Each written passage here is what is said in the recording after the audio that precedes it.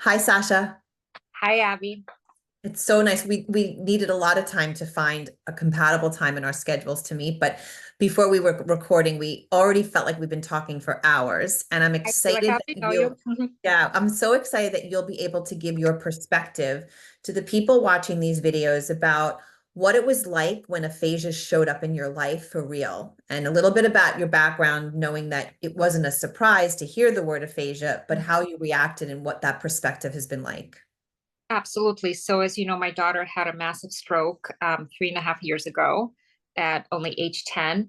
And, we spent the 3 months in an inpatient rehab. So basically, we spent a total of almost 5 months between the hospital and the inpatient rehab. And when we were being discharged, she still could not talk and she still could not swallow. And she lost a lot of motor function.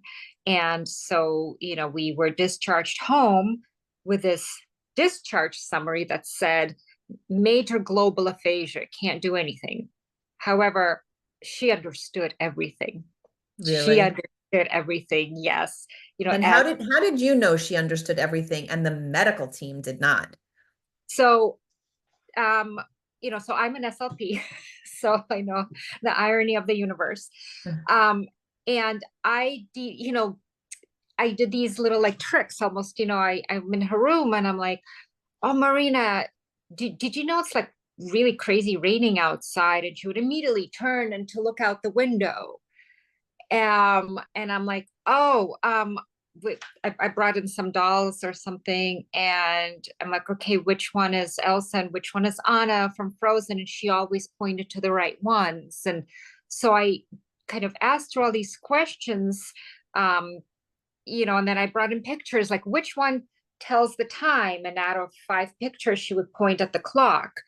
Right, but I think what you're highlighting so Yeah, well is that I'm sure a speech pathologist or other people that were in the buildings where she was staying yeah, while getting rehab, I'm sure they asked her yeah. questions also, but they didn't ask her questions about Frozen, or they didn't ask her questions that she really cared about or were relative. So by you asking the Mm, right question, she responded because what you asked her was of interest to her, even though she couldn't let you know that. So that's important that the I questions have to be Yes, relevant. so glad you kind of picked up on that. I didn't know how to articulate it, but yes, they were um asking about, trying to have her memorize names of different clinicians and things like that, or what to do in therapy, and she just wanted none of it. And during the last 3 or 4 weeks, so basically the last month of rehab, she still wasn't talking.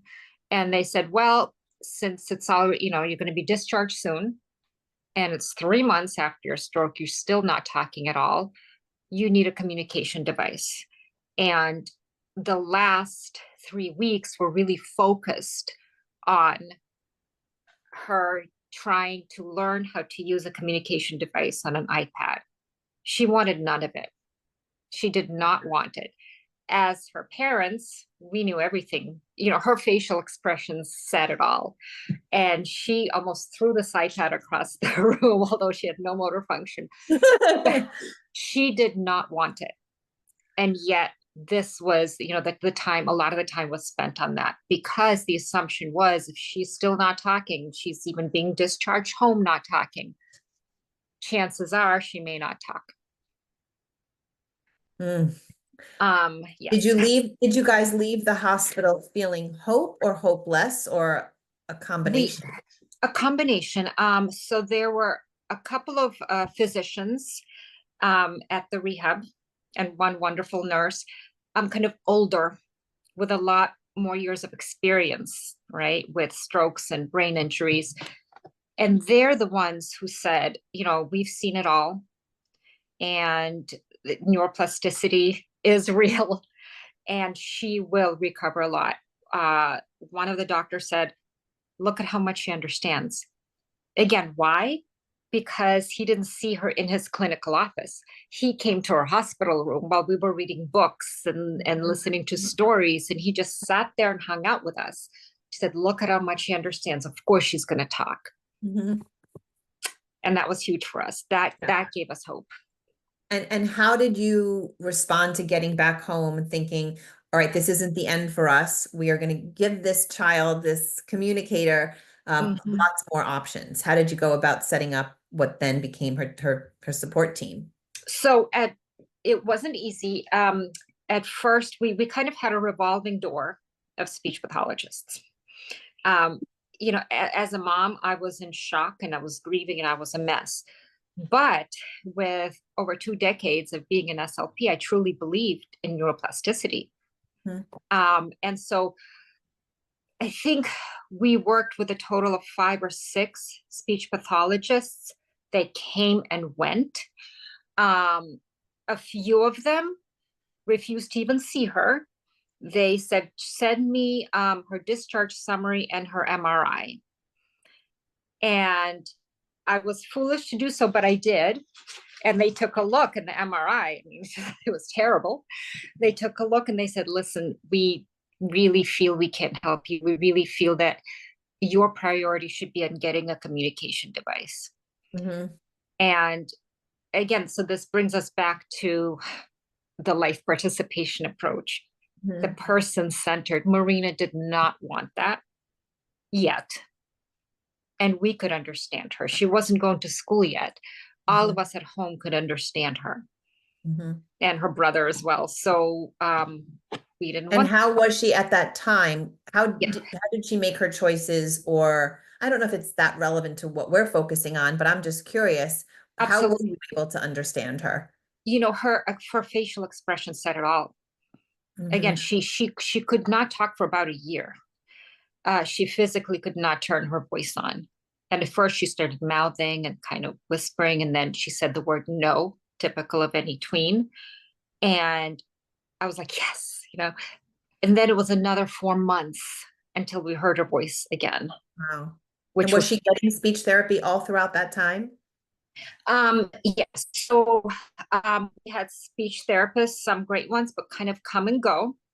Some that really said, listen, if you are, two of them actually said, if you are not on board on helping her to use a communication device, we don't think we can work together.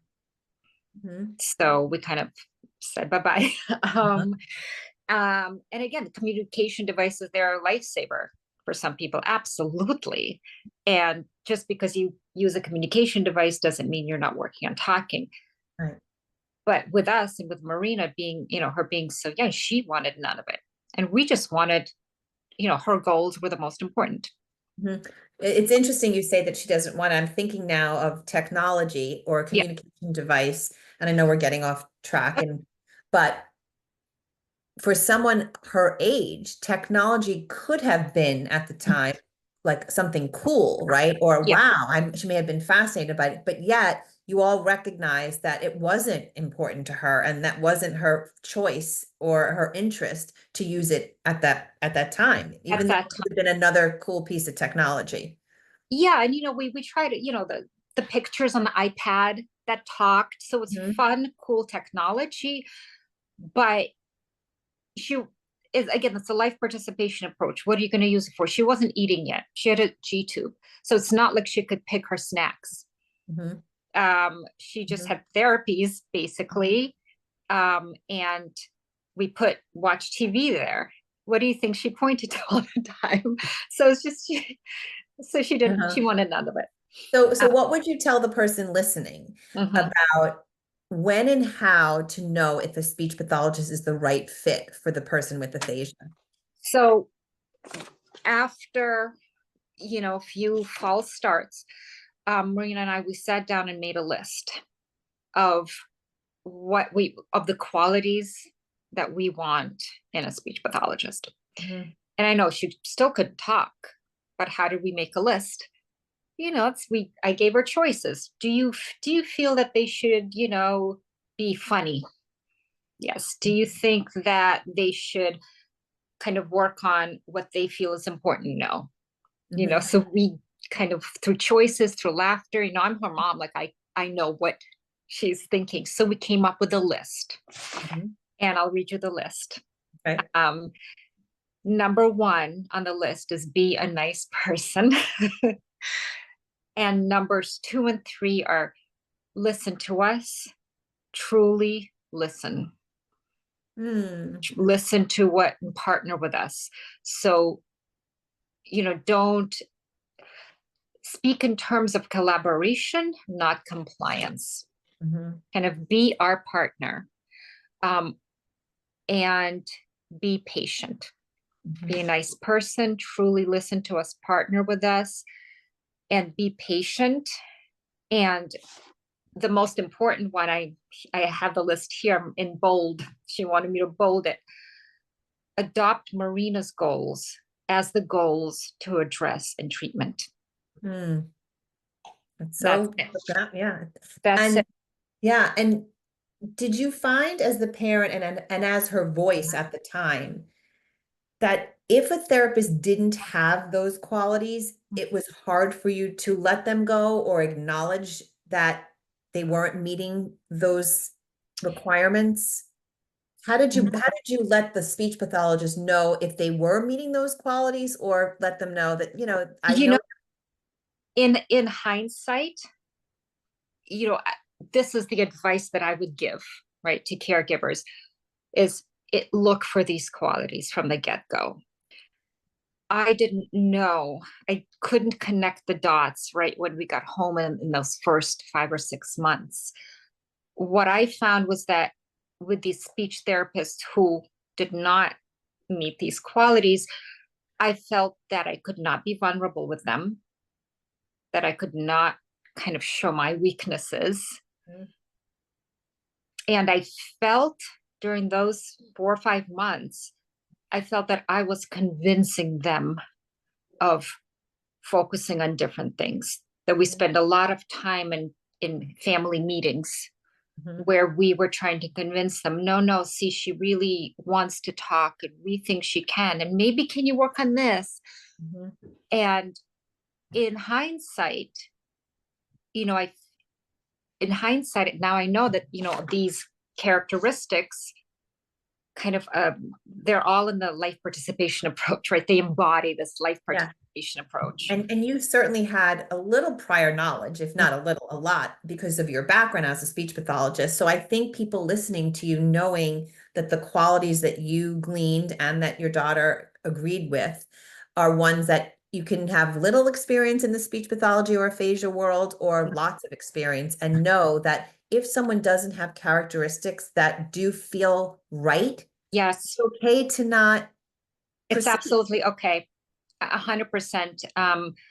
What is interesting in that list is nowhere in that list do we have the impressiveness of the credential factor, Mhm. right? The academic institution's not in there. Years of experience, it's not in there. Mhm. Number of letters after your name, it's not in there, Right. right? As long as they have experience with aphasia Mhm. and then embody everything else, all of Mhm. these characteristics, that's it. That is it. And after we made this list, I found several, three actually, speech pathologists, one for specifically for voice, right, to get the voice going, one for language and cognition, and then to target the dysarthria once her voice came on, Mhm. and number three for reading, Mm. because she needed reading help as well. Okay. And I found And those. did those three therapists work at the same time? So they're not at this. No, no. I mean, One I of don't mean at the same on the the same minutes, but did they work during yeah. the same time period? Um, the reading one came on board about 6 months, so about a year and a half after Marina's stroke, Hmm. right? Because you can work on reading without speech receptively, Hmm. right? Point to the word that says cat, but we couldn't find someone who was willing to do that.